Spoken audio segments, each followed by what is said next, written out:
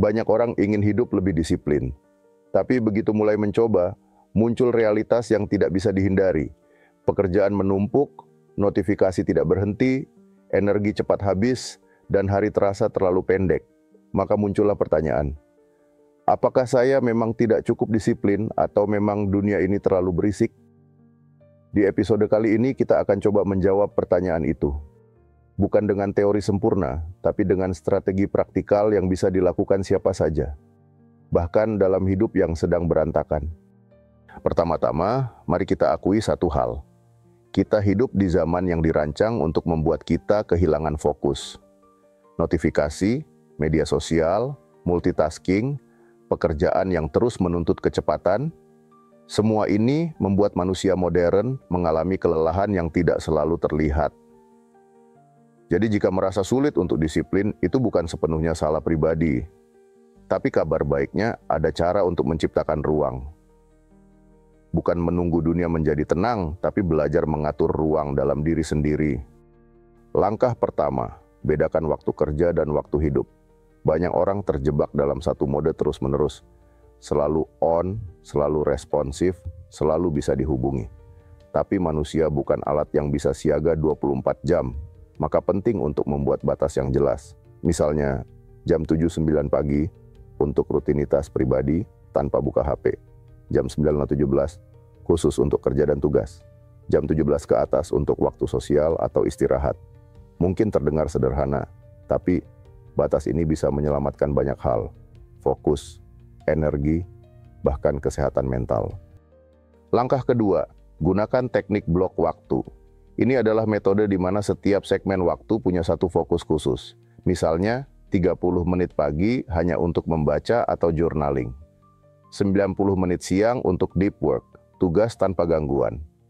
15 menit sore untuk evaluasi dan perencanaan besok. Dengan membuat waktu bernama, otak tahu apa yang perlu dilakukan. Ini mengurangi distraksi dan membantu kita kembali ke jalur ketika kehilangan arah. Bonusnya, kita jadi tidak harus bergantung pada motivasi, karena waktu sudah ditentukan duluan. Langkah ketiga, rawat energi seperti merawat keuangan. Banyak orang terlalu fokus pada manajemen waktu, tapi lupa bahwa energi adalah bahan bakarnya. Waktu bisa cukup, tapi kalau energinya habis, hasilnya tetap nol. Cobalah mengenali pola energi pribadi. Jam berapa biasanya tubuh terasa paling segar? Di jam berapa biasanya mulai kehilangan fokus? Aktivitas apa yang cepat menguras tenaga? Dan mana yang memberi tenaga kembali? Setelah mengenalinya, kita bisa menyusun kegiatan dengan lebih bijak. Misalnya simpan pekerjaan berat di jam produktif dan kerjakan tugas ringan saat energi mulai menurun. Langkah keempat, perlakukan distraksi sebagai lawan nyata. Banyak yang mengira distraksi hanya soal kurang fokus. Tapi sebenarnya ini adalah bentuk sabotase halus. Cobalah buat zona bebas distraksi. Misalnya, aktifkan mode pesawat saat sedang bekerja. Pindahkan aplikasi media sosial ke folder tersembunyi. Pakai timer atau aplikasi fokus seperti Forest atau Pomodoro. Di awal, ini terasa merepotkan. Tapi lama-lama, otak akan beradaptasi. Ia akan mengenali kapan waktunya fokus dan kapan waktunya bermain. Langkah kelima, disiplin tidak berarti produktif setiap detik. Jangan kejar disiplin demi terlihat sibuk. Kejar disiplin karena ingin hidup lebih tenang, lebih terarah, dan lebih bermakna.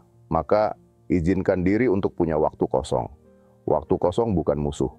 Justru disitulah kreativitas dan kejernihan lahir. Sisipkan waktu tanpa tujuan.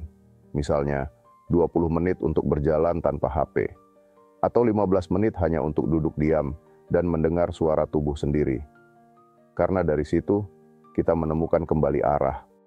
Disiplin bukan soal menambahkan lebih banyak to-do list, tapi soal menata ulang hidup agar lebih selaras dengan nilai dan prioritas. Maka kalau hari ini terasa terlalu padat, cobalah berhenti sejenak, bukan untuk menyerah, tapi untuk menyusun ulang. Tanya diri sendiri, apa yang bisa saya kurangi? Apa yang bisa saya jadikan prioritas sebenarnya? Apa yang bisa saya lakukan hari ini dengan kesadaran penuh? Karena di tengah dunia yang terus bergerak cepat, disiplin bukan hanya tentang menyelesaikan lebih banyak, tapi tentang tetap sadar kemana arah kita melangkah.